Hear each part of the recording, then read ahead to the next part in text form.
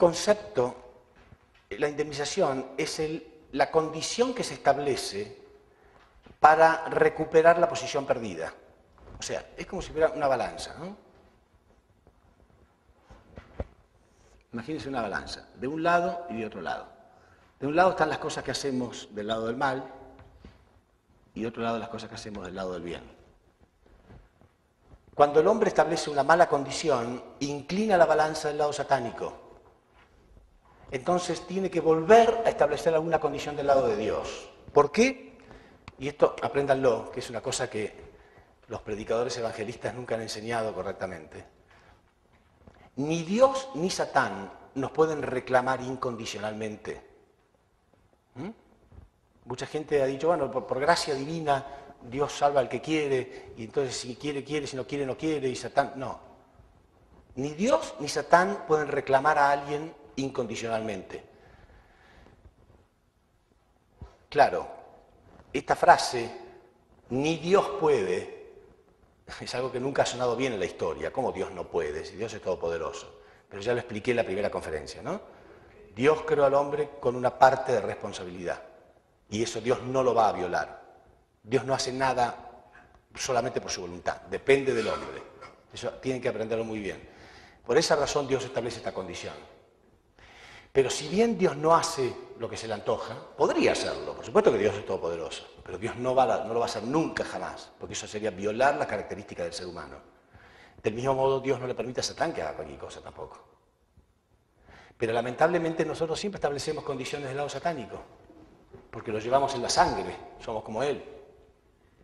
Entonces, cuando una persona cometió un error, o un grupo de personas, un pueblo, una nación comete un error, tiene que establecer alguna condición de indemnización para inclinar la balanza de nuevo del lado de Dios. Y esa indemnización viene a través del número 40. Por eso ese número se repite cientos de veces en la Biblia, siempre. Después de cada error, después de cada fracaso, automáticamente aparece el número 40. O 40 días de diluvio, 40 días de ayuno, o 40 días de esto, de lo otro. Y a veces, si el error fue muy grande, son 10 veces 40. Son 400 años. Siempre. ¿Por qué el número 40? Bueno, porque el número 4 representa el ideal de Dios. ¿Se acuerda el fundamento de 4 posiciones? La primera bendición era mente y cuerpo unido a Dios. La segunda bendición, esposo y esposa, mujer ideal, hombre ideal, centrado en Dios. Y la tercera, la humanidad y la creación, centrada en Dios. ¿Se acuerdan? ¿Lo que explicamos ayer? ¿No? ¿Sí? Lo vimos ayer, ¿no? Quiere decir que el número 4 representa el ideal de Dios. Pero todo tiene que pasar por las 3 etapas de formación, crecimiento y perfeccionamiento. Entonces, cada una de estas etapas se divide también en formación, crecimiento y perfeccionamiento de la primera etapa, formación, crecimiento y perfeccionamiento de la segunda etapa, formación, crecimiento y perfeccionamiento de la tercera etapa. ¿Sí? Entonces son 3, 6, 9 y el número 10 representa la perfección. Entonces la perfección del ideal de Dios, 4 por 10, 40. Quiere decir que el número 40 representa separación de Satanás, la separación del mal. Por esa razón, en toda la Biblia, cada vez que hay un fracaso, aparece el número 40. Siempre, ya lo vamos a ver, se lo voy a demostrar. ¿Y en qué etapa cayeron Adán y Eva? ¿En qué etapa cayeron? Acá, ¿no? ¿Sí? Llegaron hasta acá y cayeron. Quiere decir que acá Satán los invadió. Por eso el número 6. ¿Y qué invadió? Las 3 bendiciones, ¿no? Entonces 6, 6 y 6. La Biblia dice que ese es el número de la bestia, el número satánico. Bueno, entonces, acá hubo un fracaso. Caín mató a Abel.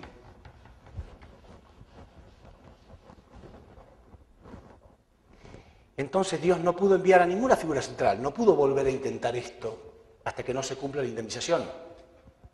Y si uno ve en la Biblia, empieza a ver las generaciones, porque ahí dice todas las generaciones que pasaron, hasta que Dios, después de un tiempo, después de mucho tiempo, pudo enviar a la próxima figura central, que fue Noé. Pero si uno ve todas las generaciones que pasaron, ¿saben cuánto tiempo pasó? 1600 años, que es igual a 40 por 40.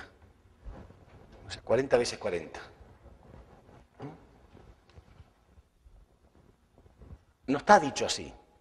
Es otra de las suertes que tuvo el Señor.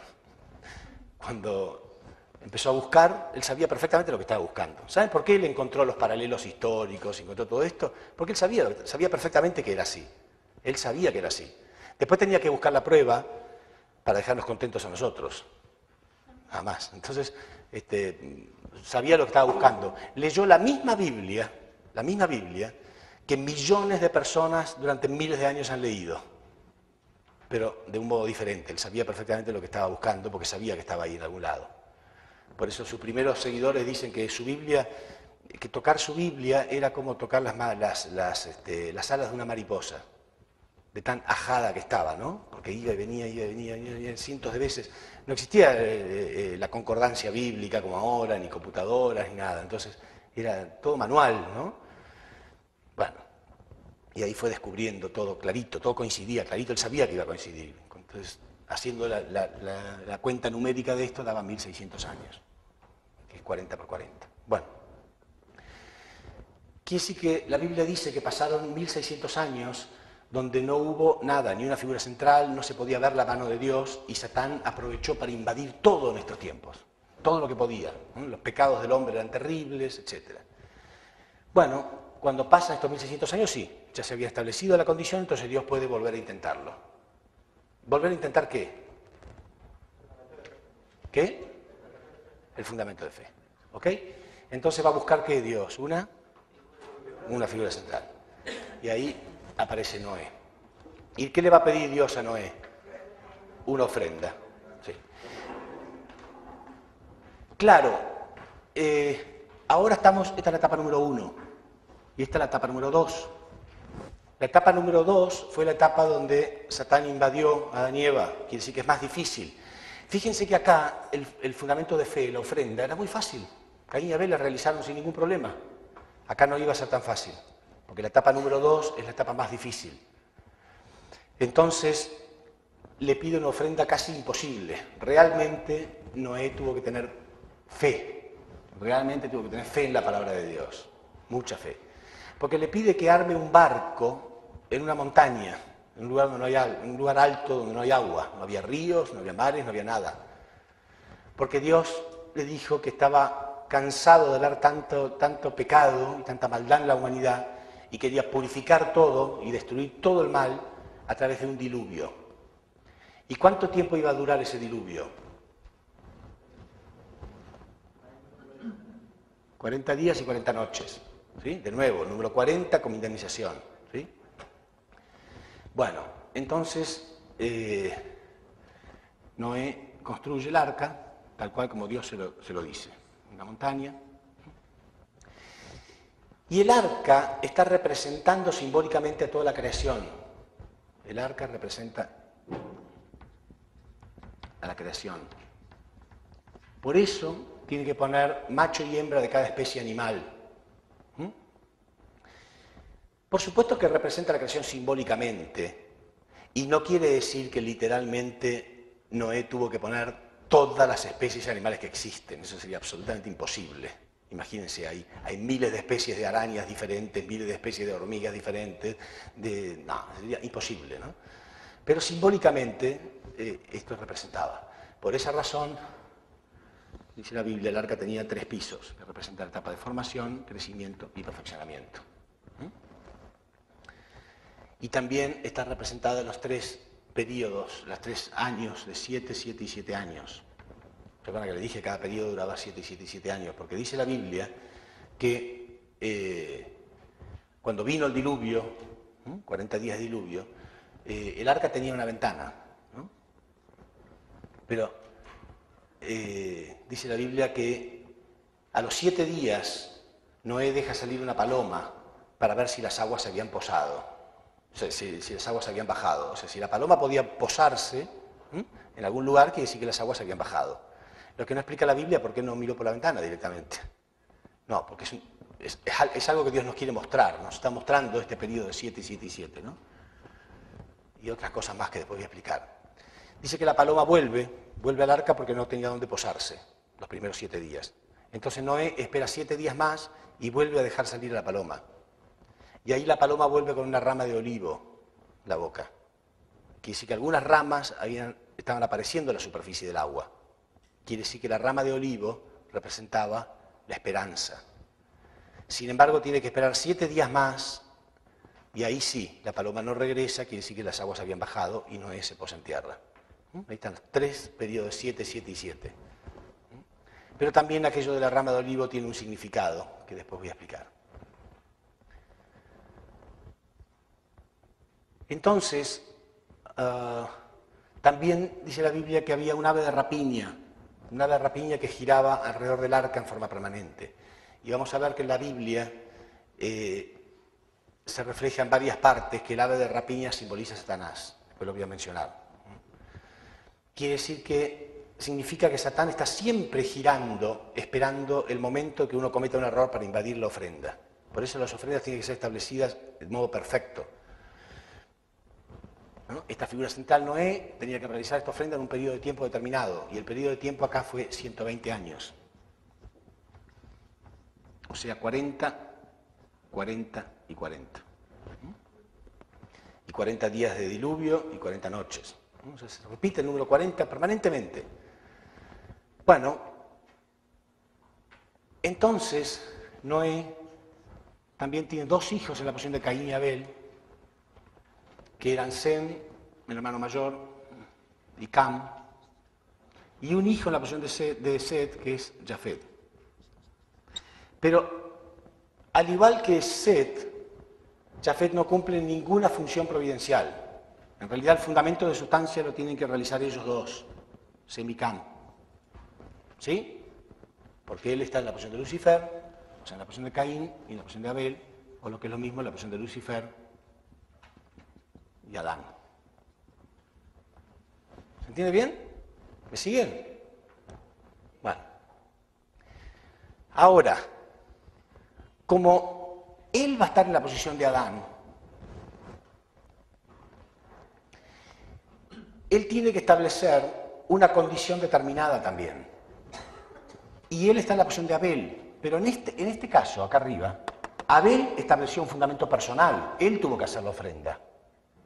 En cambio, acá la ofrenda la había hecho Noé. Entonces, él no había hecho nada todavía. Entonces, él tiene que establecer primero una condición personal, que es mostrar la unidad.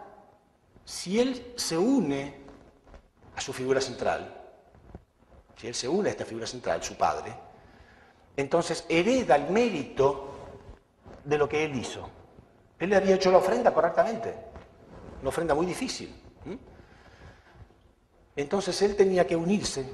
Solamente con unirse heredaba el mérito de haber realizado esta ofrenda, como si lo hubiera hecho él mismo también.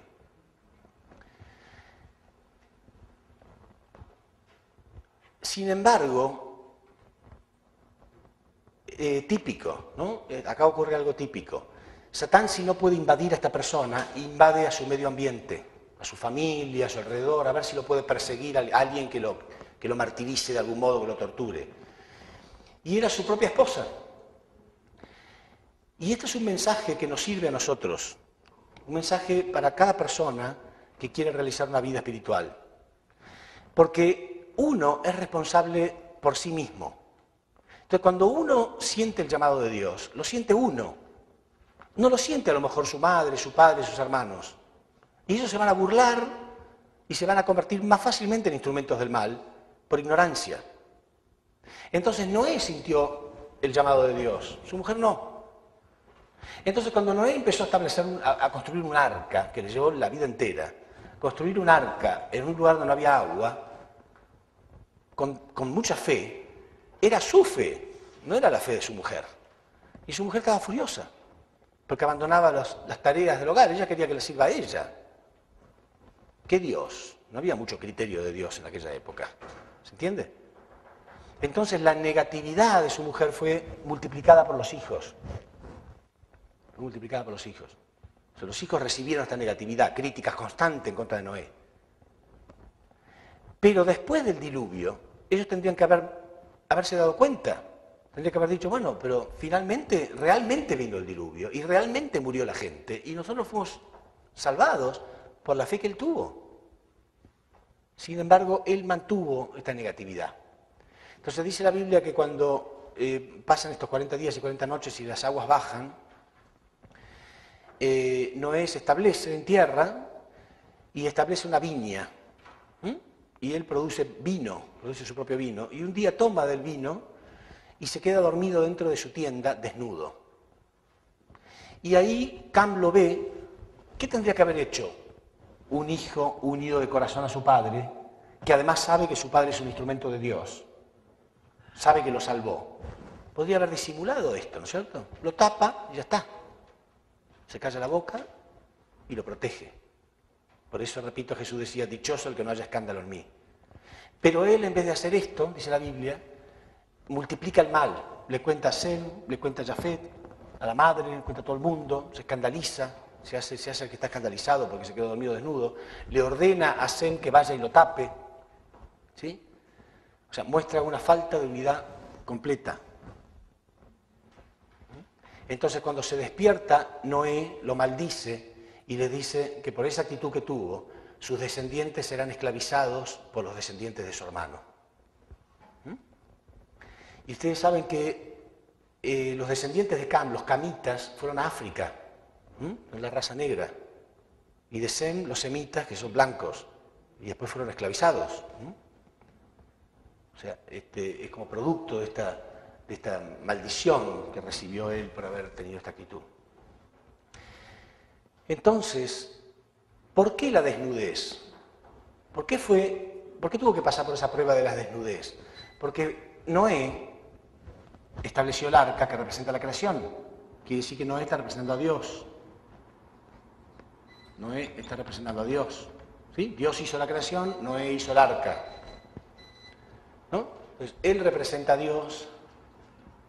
¿Y él representa a quién? A Adán. ¿Sí?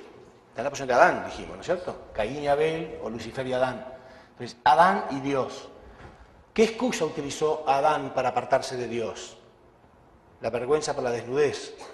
¿Sí? La vergüenza por la desnudez.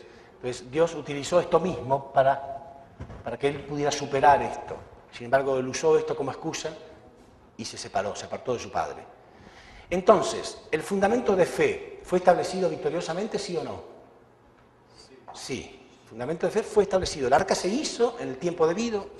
Ahora, ¿qué faltaba? El fundamento de sustancia.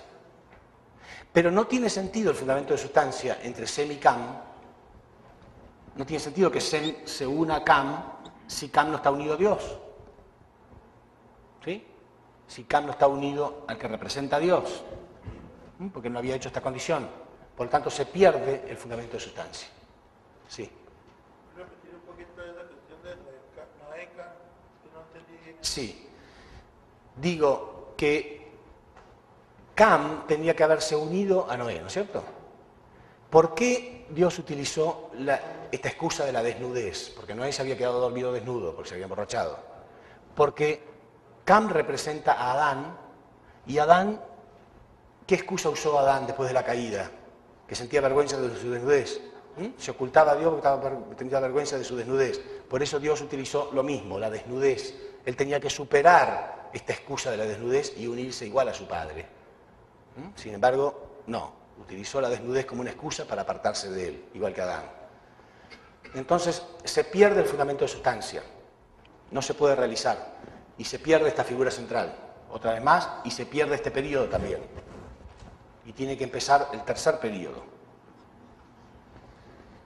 ¿Cuántos años pasa? Pasan 400 años, otra vez el número 40. ¿Sí? Vieron que yo le dije que después de cada fracaso hay una indemnización, ¿no? Bueno, lo borré. Una indemnización tal vez del número 40. Bueno, acá pasan 10 veces 40. 400 años. Y solamente después de 400 años Dios puede enviar a la próxima figura central, que es Abraham. Bueno, de nuevo dije enviar. ¿Ven? La costumbre. Dios no lo envía, Dios lo elige. Dios elige a Abraham. Entonces ahora la figura central va a ser Abraham. ¿Qué tiene que establecer Abraham? Un fundamento de fe. Para eso tiene que establecer una ofrenda en un periodo de tiempo determinado. Pero como estamos en la etapa número 3, que fue la etapa que Satán nunca invadió, formación, crecimiento y perfeccionamiento. La etapa número 1, 2 y 3. La etapa número 3 Satán nunca invadió. ¿Sí? Porque invadió a Adán y Eva en la primera y segunda etapa. Entonces, Dios va a hacer que la ofrenda sea mucho más sencilla. Y ahí hay otra explicación para los pastores, para los evangelistas, para los estudiosos de la Biblia. Porque muchas veces se ha hablado de la gracia divina. ¿Sí? Los pastores hablan los predicadores evangelistas hablan de la gracia divina. Pero hay una confusión. Muchos piensan que gracia divina significa que Dios puede salvar al que se le da la gana, sin ninguna condición. Y yo estoy diciendo que ni Dios ni Satán pueden reclamar a alguien incondicionalmente. Entonces, ¿qué es la gracia divina? ¿No existe? ¿Se entendió la pregunta? ¿Cuántos hay predicadores evangelistas? ¿Me habían levantado la mano ya? ¿Uno? Ok. ¿Qué es la gracia divina? Algunos han interpretado que la gracia divina es que Dios puede salvar al que Él quiere incondicionalmente. Y eso estaría violando un principio universal. Dios creó al hombre con una parte de responsabilidad que debe cumplir sí o sí. Entonces, ¿qué significa? ¿Que no existe la gracia divina? Sí, la gracia divina es que Dios va a poder hacer las cosas lo más fácil posible cada vez que sea posible. ¿Sí? Por ejemplo, acá como estamos en la etapa número 3, van a ver que la ofrenda es mucho más sencilla, pero millones de veces más sencilla que hacer un arca. ¿Por qué? Porque es una etapa que representa la etapa que Satán nunca invadió. En eso está la gracia divina. Entonces, Dios le pide una ofrenda a Abraham muy sencilla, que también, al igual que el arca, con las 3 etapas, representa las 3 etapas. Él tiene que tomar una novilla, una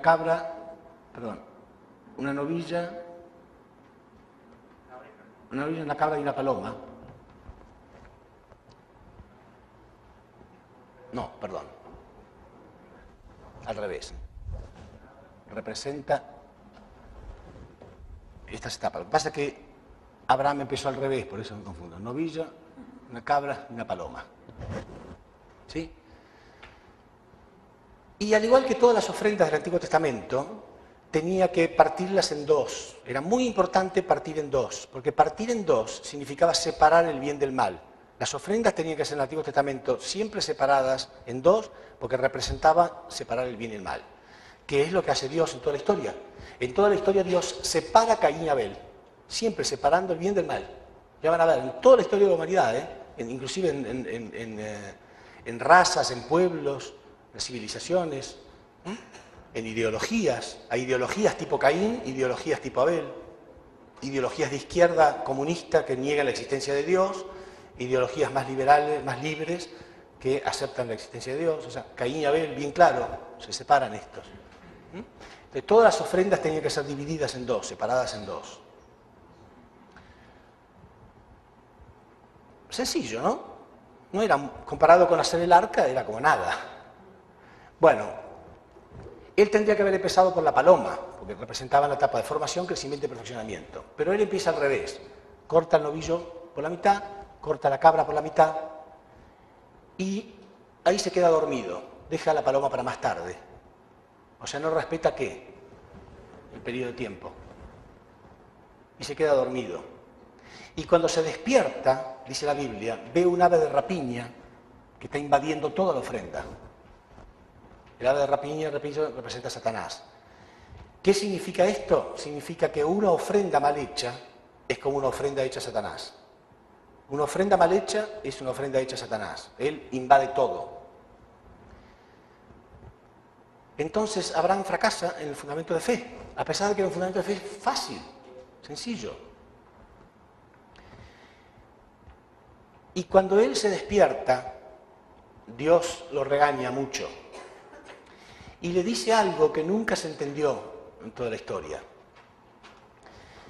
Porque le dice, por haber fracasado, tus descendientes tendrán que sufrir 400 años de esclavitud en una tierra extranjera. ¿Sí? Por haber fracasado, sus descendientes van a tener que pasar 400 años de esclavitud en una tierra extranjera. Ahora piensen en una persona normal que quiere entender la Biblia, quiere entender a Dios, siempre se le ha dicho que Dios es un Dios de amor, entonces quiere leer la Biblia, ¿no? Y ahí lee esta parte. ¿Sabe cuántas millones de personas han cerrado la Biblia y han dicho, no, yo nunca más quiero, suena como una estupidez? Porque piensen, el Dios creador del universo, Dios que yo hablaba ayer, ¿se acuerdan de la abundancia del universo infinito, ¿no? Que hasta la estrella más cercana queda millones de años luz. Se encapricha con una palomita. Él quiere la palomita bien cortada. Y porque no se la dan, castiga. Pero no castiga al que se equivocó, sino que castiga a sus descendientes. Y no un día de castigo, 400 años de esclavitud. Entonces uno dice, este es el Dios de amor. No, mucha gente, en serio, no quiere saber más nada. Cierran y le parece que todo es una mentira, que la Biblia es un libro de cuentos nada más. Y en cierto sentido es lógico, sí. O se la cree y entonces es una imagen de Dios como es. Claro, exactamente, muy bien. O sí se la cree, porque acepta todo, porque bueno, hay que aceptarlo, lo acepta, pero entonces Dios es así, cruel, y castiga la ira de Dios, y hay que tener temor a Dios. Ahora podemos resolver esto y entender qué es lo que pasó realmente. Después de cada fracaso, automáticamente hay una indemnización, ¿sí? Esa indemnización viene con el número 40, sí o sí. Pero como es la etapa número 3, ahí está la gracia divina. La gracia divina es que Dios va a intentarlo de nuevo acá. Le va a dar una oportunidad de nuevo. Acá no puede dar oportunidades. Fracasó, fracasó. Acá le va a dar una nueva oportunidad. Lo que no quiere decir que no haya que pagarse los 400 años. Los 400 años va a haber que pagarlos sí o sí igual. ¿Se entiende? Por eso Dios los posterga para más adelante. Primero. Y segundo, no es que Dios se encapricha con una palomita, porque no es la paloma lo que importa, ni la ofrenda, sino la actitud. ¿Por qué es importante la ofrenda? Por la actitud, ¿no? Yo tengo fe en la palabra de Dios. ¿Entienden? Dios lo que necesita reclamarle a Satanás es la actitud. Mira, este hijo quiere venir conmigo. Él está dispuesto a hacer cualquier ofrenda que yo le pida. Es la actitud, no la ofrenda. ¿Se entiende? Dios es el dueño de esta paloma y de todo lo que existe. No es eso, sino la actitud. Las ofrendas tienen valor por la actitud. ¿Se entiende bien? Bueno, ahí podemos entender entonces por qué cuando Abraham fracasó se estaba perdiendo todo un fundamento. Entonces Dios lamentablemente tiene que intentarlo de nuevo, pero tiene que decirle a Abraham que va a tener que pagar esos 400 años sus descendientes. Y vamos a ver que después ocurre. Los descendientes tienen que pasar 400 años de esclavitud en Egipto. Bueno, Abraham, Dios había preparado ya en la familia de Abraham el fundamento de sustancia. Porque Abraham tenía 2 hijos, Ismael e Isaac. Pero en realidad, la historia es así. La esposa de Abraham, Sara, era estéril, no podía tener hijos. Y Abraham realmente quería tener hijos. Realmente quería tener hijos. Entonces, Sara tenía una esclava egipcia, y le permite a Abraham que tome a su esclava y que tenga un hijo con ella. ¿Sí? Y así nace Ismael.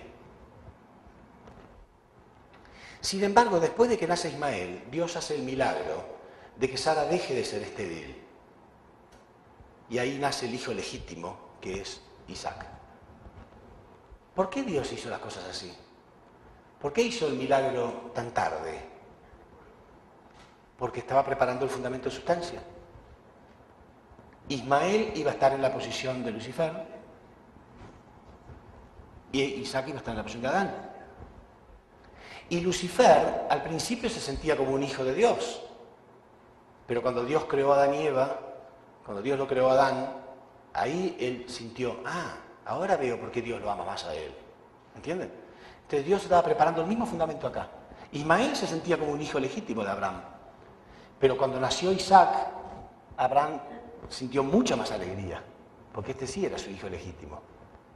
Cuando Dios creó el mundo, el universo, Dios estaba contento, dije ya, ¿se acuerdan? Pero cuando creó a Adán, estaba mucho más contento, dice la Biblia.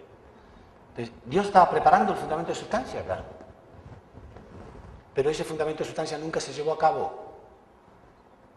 Nunca se llevó a cabo. ¿Por qué? Porque si fracasa el fundamento de fe, no se puede llevar a cabo el fundamento de sustancia. Y el fundamento de fe fracasó, porque él fracasó en la ofrenda. ¿Se entiende bien? Entonces, ¿qué pasa con este fundamento de sustancia? Si no se resuelve este problema de Caín y Abel, si no se resuelve, lo heredan sus descendientes. Esto también es algo muy importante que cada uno debe aprender. Lo que uno no resuelve espiritualmente, lo heredan sus descendientes. Y después se multiplica mucho más.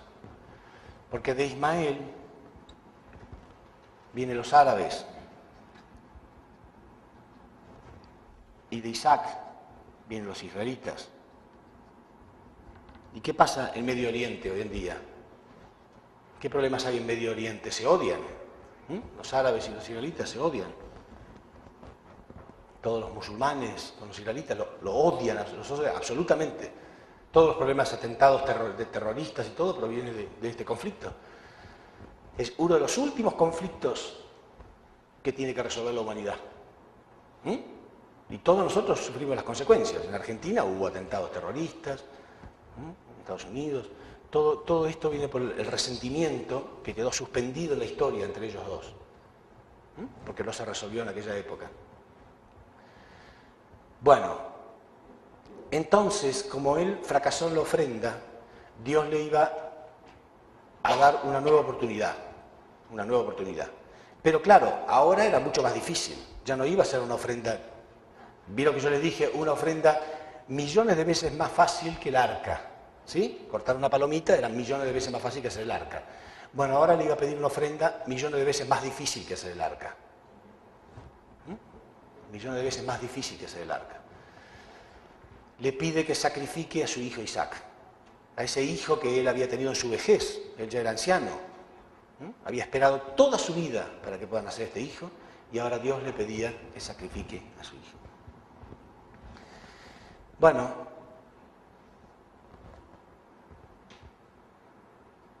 Abraham era un hombre de fe. En realidad siempre hacía ofrendas a Dios. Esta era la más importante, pero siempre estaba haciendo ofrendas a Dios. Fíjense que Abraham es considerado el padre de la fe para las religiones principales de la humanidad. Abraham es el padre de la fe para los musulmanes, es el padre de la fe para los israelitas y es el padre de la fe para los cristianos. En todas las religiones principales del mundo, Abraham es considerado el padre de la fe.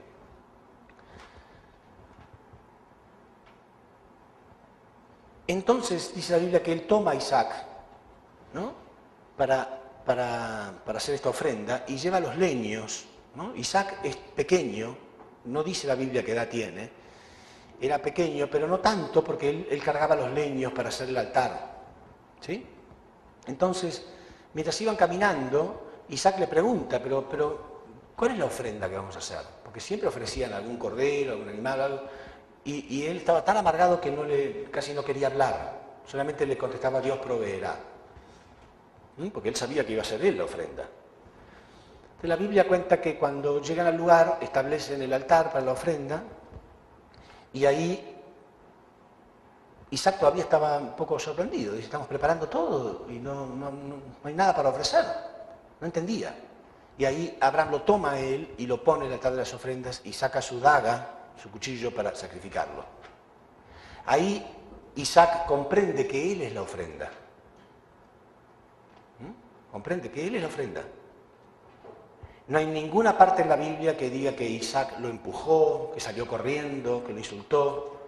Quiere decir que Isaac comprende que él es la ofrenda y está dispuesto a dejarse ofrecer. Quiere decir que él restaura completamente el fracaso de Cam. Completamente, porque fíjense, Cam tenía una figura central exitosa. Sin embargo, trató de buscar algún escándalo en él.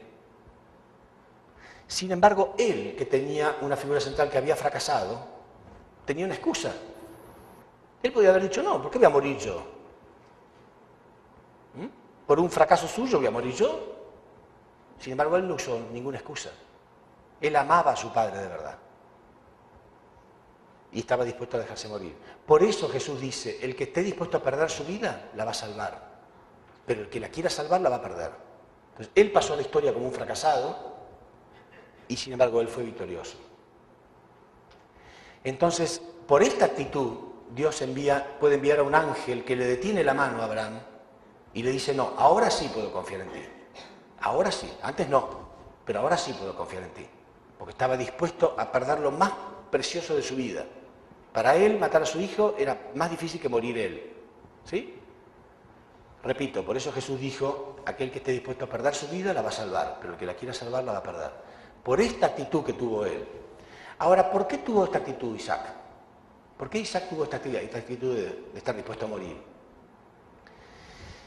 Porque Abraham había esperado toda su vida que nazca Isaac. Cuando nació Isaac, lo amaba tanto. Y el amor es una cosa mutua, ¿no? Es una acción de dar y recibir. Entonces, él amaba muchísimo a Isaac, pero Isaac lo amaba del mismo modo a él. Él amaba a su padre de corazón, cosa que no ocurría acá. Entonces, Isaac siempre vio a su padre, porque, repito, Abraham es considerado el padre de la fe para toda la historia humana. Fíjense que Abraham fue el primer hombre monoteísta de la historia. Abraham es considerado el primer hombre monoteísta, o sea, que cree en un solo Dios, en toda la historia de la humanidad. Entonces, Abraham era un hombre brillante espiritualmente. Estaba siempre feliz de hacer ofrendas a Dios. Pero cuando él fracasó en esta ofrenda, estaba muerto en vida, estaba muerto espiritualmente. Y él que lo amaba tanto, Isaac que lo amaba tanto, notaba esto. Cuando uno quiere mucho a una persona, y esa persona está deprimida, angustiada hasta la muerte, uno lo siente, ¿no? Y también está angustiado. Si él está en un infierno, él también está en un infierno. Entonces siempre estaba preocupado por su padre, por mucho tiempo, después del fracaso este. Aparte, Abraham sentía el cargo de remordimiento de que sus descendientes iban a ser esclavizados durante 400 años. Él quedó sacudido con esto que Dios le dijo. Aparte, él sintió que Dios estaba enojado, ¿no? Por haber fracasado. Porque Dios también estaba dolido. Dios quería sacarle los hijos a Satanás. ¿Entienden el corazón de Dios? Detrás de todo esto está el corazón de Dios, ¿no? Que no tenemos que olvidar. Queriendo alguna victoria para sacarle los hijos. Son sus hijos. Sus hijos están en manos del enemigo. Imagínense ustedes tienen hijas, algunas hijas, y un violador las secuestra. ¿Cómo se van a sentir ustedes cada minuto sabiendo que sus hijas están en manos de un violador? Pero Dios está muchísimos, miles de años ya, viendo que sus hijos estaban bajo el dominio satánico. Pero estaba ahí esperando algún éxito, alguna victoria de su lado. Entonces, estaba muy frustrado cuando Abraham fracasó. Y Abraham, que amaba tanto a Dios, porque es el padre de la fe, sentía esto. Dios se enojó conmigo. Y encima mis descendientes van a tener que sufrir 400 años de esclavitud. Pero cuando Dios le dio una nueva oportunidad, Abraham resucitó. Cuando Dios le dijo, te voy a dar una nueva oportunidad, era como, me da una nueva oportunidad. Y Isaac vio esto, vio este brillo de nuevo. Entonces quería ayudarlo a hacer esta ofrenda. Y cuando se enteró que él era la ofrenda, con tal de no desilusionarlo, con tal de no matarlo espiritualmente de nuevo, dijo, bueno, está bien. Y por esa actitud, Dios pudo dar como exitoso. Y ahí tomaron un animal entonces, ¿no? El ángel le permitió que tomaran un animal y que sacrificaran un animal. ¿Vieron lo que yo les dije antes? Que es la actitud lo que Dios quiere, no es la palomita lo que Dios quiere, no es la muerte de Isaac lo que Dios quiere, es la actitud. Por eso el que esté dispuesto a perder su vida la va a salvar. Porque ya está mostrando la actitud, estoy dispuesto a morir. ¿Sí? No se olviden nunca de eso. Es la actitud lo que Dios puede tomar.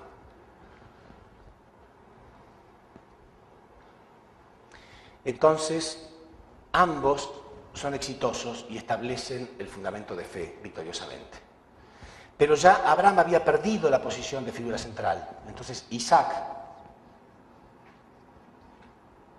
queda como figura central. Él queda como figura central.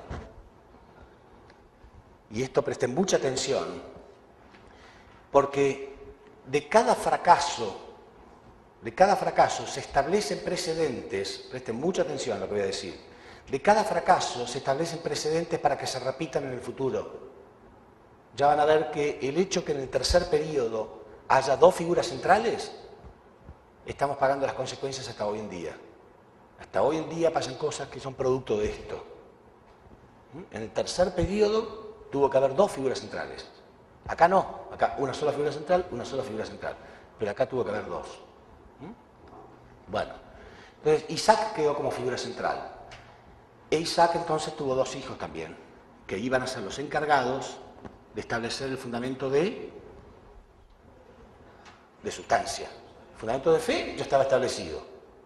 Ya se estableció el fundamento de fe, ¿no? Lo hicieron entre Abraham y Isaac. Pero ahora él queda como figura central y se va a tener que establecer el fundamento de sustancia. Por eso él tiene dos hijos. Isaac tiene dos hijos. Uno en la posición de Caín y uno en la posición de Abel. Caín y Abel. O lo que es lo mismo, Lucifer y Adán.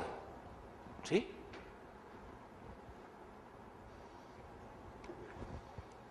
Bueno, vamos a hacer un pequeño descanso y voy a culminar con esto dentro de 10 minutos. ¿Sí?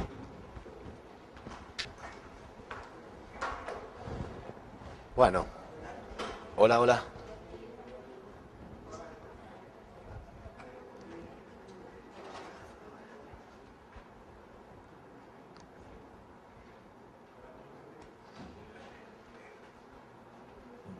Hola, hola, hola. Bueno. Entonces, habíamos visto, ¿no? En cada etapa se intenta establecer el fundamento de fe y el fundamento de sustancia. Acá habíamos solamente quedado en el establecimiento del fundamento de fe. Ahora faltaba el fundamento de sustancia entre Esaú y Jacob, Caín y Abel, representaban a Caín y Abel. ¿Sí? Pero fíjense acá que del mismo modo que yo dije que Cam tuvo que establecer una condición personal, ¿no?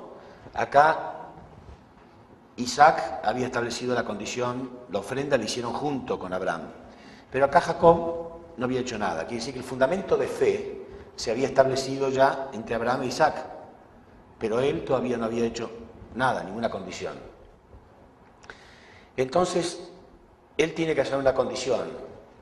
Antes de iniciar la providencia del fundamento de sustancia, tiene que establecer una condición. Y la condición que Dios le pone a Jacob era la de recuperar la primogenitura. ¿Qué significa esto? En realidad, Jacob y Esaú eran mellizos, ¿sí? Pero aún cuando fueran mellizos, uno nace primero y el otro nace después. Uno sale del vientre de la madre primero y el otro después. Entonces, dicen que en el vientre de la madre estaban como luchando los dos, dice la Biblia. Y fíjense que acá hay otro misterio bíblico, un misterio teológico, que los pastores me pueden confirmar, que dice la Biblia algo muy raro, muy raro. Dice que cuando ellos estaban en el vientre de la madre, o sea, no habían nacido todavía, Dios amó a Jacob y odió a Esaú. Es raro, ¿no? Primero, Dios no es un Dios de odio. Segundo, ellos no habían hecho nada todavía, ni siquiera habían nacido. ¿Sí? ¿Por qué dice eso? Cuando hay misterios y cuando hay cosas raras, el hombre tiene tendencia a interpretarlas, a sacar cualquier explicación y ahí se crea toda una corriente de pensamiento. Si esa deducción que hizo el teólogo es equivocada, a lo mejor por generaciones y generaciones queda esta teoría equivocada, ¿no? La razón por la cual Dios dice eso la Biblia, que Dios amó a Jacob y odió a Esaú cuando ni siquiera habían nacido, o sea, no habían hecho nada malo, es la posición que representan. Él representa a Lucifer, el mal, y él representa a Adán, el bien. Es como el bien y el mal. Dios odia el bien y odia el mal y ama el bien. Eso representa. no a ellos, sino la posición que ellos iban a ocupar. ¿Se entiende? Bueno, entonces Esaú nace primero, pero ocurre que en esta época era tradición que cuando el padre de familia moría, el hijo mayor quedaba como padre de familia, el hijo mayor quedaba como jefe de familia. ¿Sí? No es como ahora, que cuando mueren los padres, todos los hijos se heredan por igual, no importa si sea mayor o menor, ¿no? En aquella época no, todo lo heredaba el mayor, heredaba la posición de jefe de familia. Entonces, como el mayor está en la posición de Caín, a través del cual Satán trabaja, ¿sí? Dios no puede permitir eso. Entonces, Dios quiere que se revierta esto y que el menor ocupe esta posición. Entonces, ya Jacob, desde chico, recibe de Dios, inexplicablemente para él, esta tendencia a querer la primogenitura. Entonces cuenta la historia, aparte de Esaú, realmente no era una buena persona, ni siquiera la madre lo quería. La madre no lo quería mucho, ya lo vamos a ver ahora. Entonces, era Caín, lo que nosotros llamamos Caín. Cuando nosotros decimos que una persona es Caín, significa que tiene tendencia a ser resentido, a ser malo, ¿no? Egoísta, etc. Entonces, él era un verdadero Caín. Entonces, la Biblia cuenta que un día Esaú sale a cazar para buscar alimento y Jacob, que era más hogareño, se queda en su casa cocinando un guiso de lentejas. Y Esaú no logra cazar nada y cuando vuelve muy hambriento.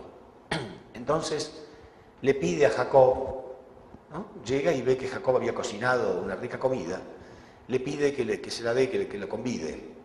Y Jacob, ya influenciado por Dios, una influencia casi inexplicable, le dice, bueno, yo te doy si tú me lo cambias por la primogenitura. O sea, yo te doy este guiso si tú me lo cambias por primogenitura. Y Esaú tenía tanto hambre, dice la Biblia, que le dice, sí, está bien, yo te doy la primogenitura, a mí no me importa la primogenitura. Pero Jacob, como lo conocía, que no era muy buena persona, no le cree mucho y le dice, bueno, pero yo quiero que me lo jures ahora mismo. Y Esaú se lo jura, le dice, si me das de comer, yo te doy mi primogenitura. ¿Está bien? O sea, ese era el modo en que él iba a recuperar, iba a revertir esta posición de Caín y Abel. Iba a poner él en la posición de hijo primogénito. ¿Entienden por qué? Tiene que recuperar la posición de sujeto. El hijo menor en la posición del bien, del lado del bien, tiene que recuperar la posición de sujeto. Porque si no, cuando muera el padre, Satán tenía dominio sobre esta familia. Y Dios no podía permitir eso porque Dios estaba trabajando con esta familia. Bueno, entonces, así quedan las cosas, hasta que después Isaac, cuando está en su vejez, se va quedando medio ciego, ¿no? Se queda ciego prácticamente, y entonces ve que está cercana a su muerte. Y era tradición en aquella época, cuando el padre sentía que su muerte estaba cercana, llamar al hijo mayor y bendecirlo, como que él va a quedar como jefe de la familia cuando él muera. Entonces lo llama a Esaú y le dice que le prepare unos corderos, que los cocine como a él le gusta, que él lo iba a bendecir. Era muy importante la bendición del padre. Ahí la madre de ambos escucha esto y no quiere, igual que Dios, ¿no? Dios no quiere que él quede como jefe de familia. Entonces le dice a Jacob que se adelante y que reciba él la bendición.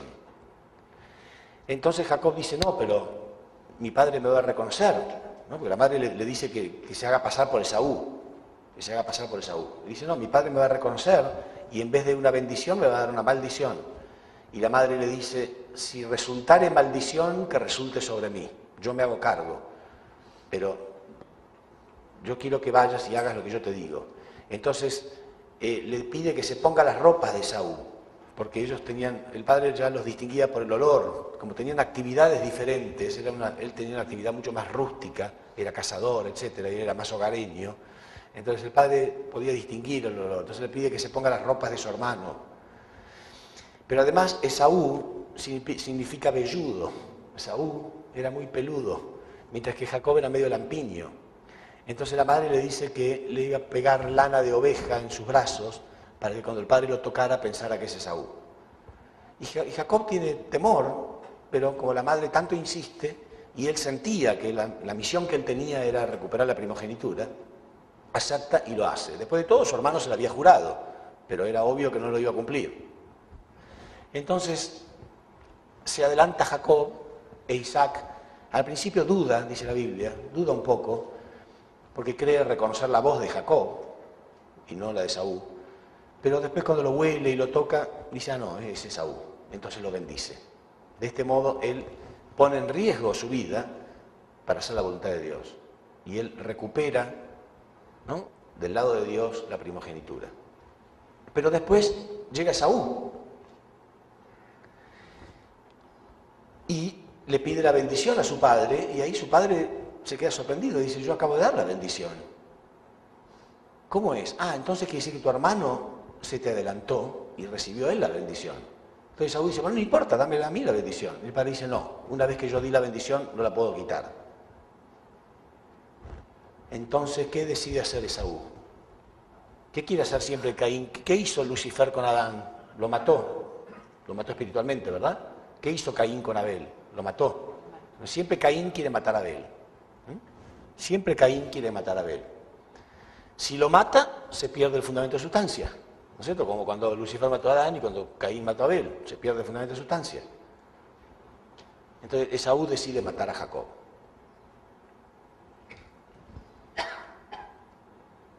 Bueno, entonces, repito lo mismo de siempre, ¿no? El único modo que no ocurra esto es que Esaú termine tomando el punto de vista de Dios, se arrepienta de lo que quiere hacer, ¿no?, saque su naturaleza caída, porque yo dije que el fundamento de sustancia es el fundamento para quitar la naturaleza caída.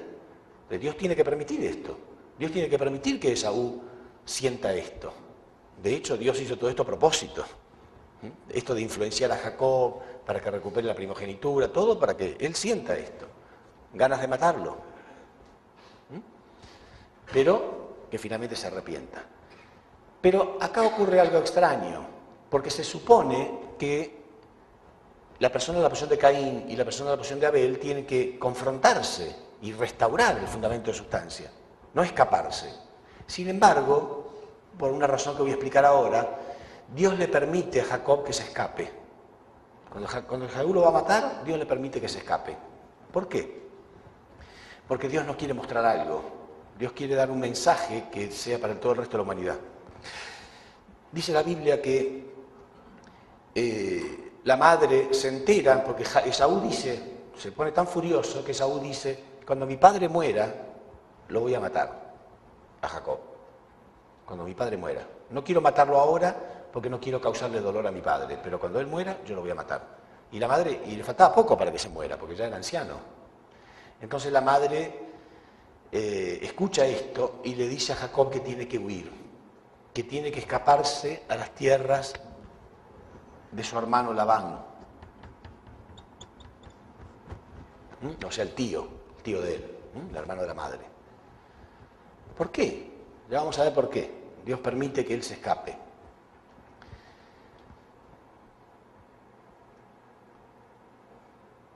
Dios permite que él se escape por algunas cuestiones simbólicas que ocurren que nos van a servir a nosotros hasta hoy en día. Pero además, Dios permite esto porque hace una especie de pacto, un trato con Satán. Sí, un trato con Satán. Porque este no va a ser el mero enfrentamiento entre dos personas cualquiera. Esto es crucial para la providencia. Este va a ser el enfrentamiento entre Satán y Dios. Es el enfrentamiento entre el odio y el amor. Es el enfrentamiento entre la mentira y la verdad. Es crucial para la historia humana. Porque fíjense ustedes que de acá, de este linaje, nace Jesús. De todo este linaje que estamos hablando, nace Jesús después. Entonces esto es crucial. Entonces el trato, especie de trato entre Dios y Satán es, bueno, Dios dice, yo voy a demostrar que el amor es más fuerte. Y Satán dice, bueno, yo voy a demostrar que el odio es más fuerte. Porque cuando él vuelva, él va a estar tan resentido que lo va a matar igual. Entonces, bueno, hacen ese trato. Y durante muchos años, ahora voy a explicar cuántos años y por qué, Dios trabaja con Jacob. Y se nota que Dios trabaja con él, pero Satán trabaja con él. Dice la Biblia entonces que él se va a las tierras de Labán, y cuando llega a las tierras de Labán, apenas llega, se encuentra con la hija menor de Labán, que era muy bonita, y él se enamora automáticamente. Entonces le pide a Labán la mano de su hija, y Labán era un tirano, era un aprovechador, un explotador. Y le dice que sí, que él le va a dar la mano de su hija, pero si él trabaja 7 años gratis para él. Y Jacob, llamarán ustedes que Jacob es un verdadero Abel. Así como nosotros decimos un Caín es una persona resentida y mala, un Abel es una persona buena, obediente, sumisa, ¿sí? Humilde. Y ese es un verdadero Abel. Jacob siempre dice que sí a todo. No importa lo injusto que sea, él agacha la cabeza y acepta. Porque Dios trabajaba con él. ¿Se entiende? Dios le da esta paz. Dios le da esta sabiduría. Entonces, él dice que sí, trabaja 7 años gratis para Labán. Cuando termina estos 7 años, en aquella época la tradición era que la noche de boda era a oscuras, ¿no? Las mujeres usaban un velo, ¿no? Se tapaban el rostro y todo así en un modo muy espiritual, digamos. Entonces Labán lo engaña y no le da la hija que él había pedido, le da otra hija, la hija mayor. Pero él se da cuenta recién a la mañana siguiente, ¿no? Entonces a la mañana cuando se levanta se da cuenta que lo había engañado. Entonces va y le reclama a Labán, ¿por qué me diste a tu hija mayor y no a la menor que yo te pedí? Y Labán le dice, bueno, lo que pasa es que es una tradición en estas tierras, que no se puede casar la menor mientras la mayor permanezca soltera. Lo que no le explica por qué no se lo dijo antes, ¿no? Dice, pero no te preocupes, si trabajas otros 7 años gratis para mí, te voy a dar también a la menor. Entonces, Jacob siempre dice que sí a todo, y acepta y trabaja otros 7 años más.